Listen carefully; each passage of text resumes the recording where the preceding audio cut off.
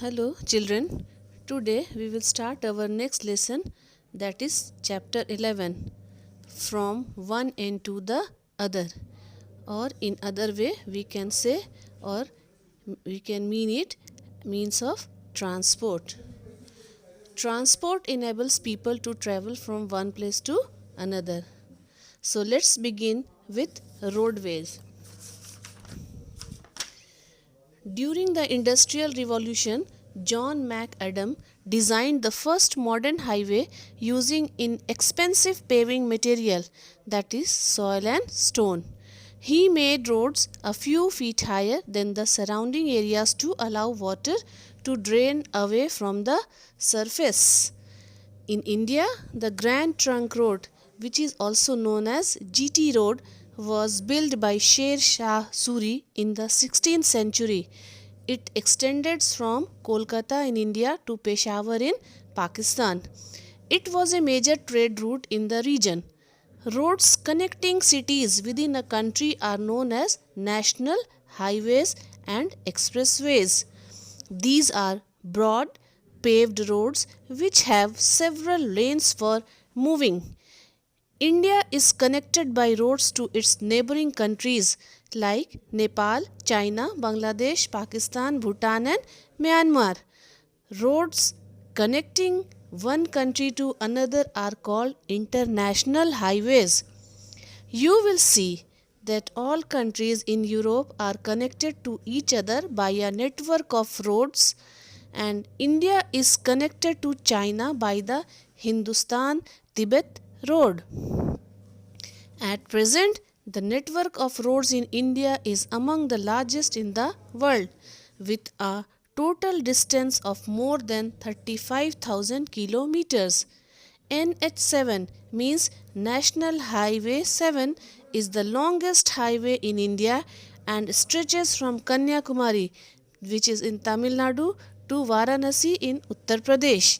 A lot of traffic on the roads leads to pollution, with lots of cars emitting significant amount of smoke. The number of road accidents has increased of late as well, and this is the reason why so many countries around the world have strict rules for controlling pollution and making driving safer. Now, railways.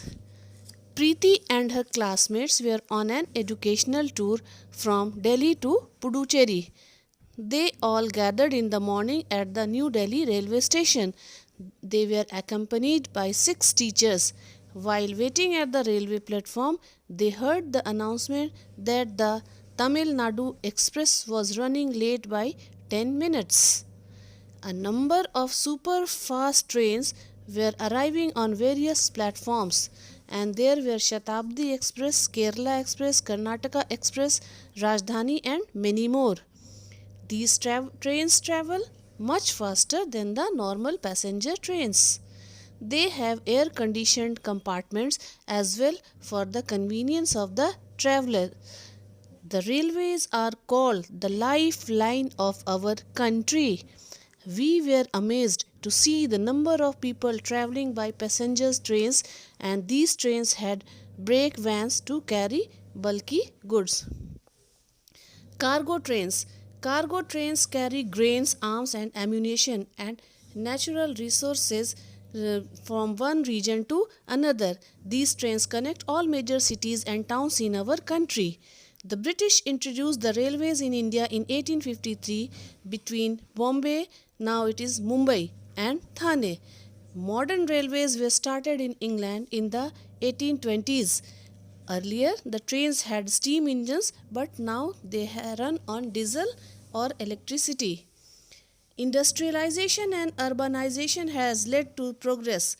Cities like Mumbai have a network of local trains, and the metro system has helped millions of people in Kolkata and Delhi to commute easily.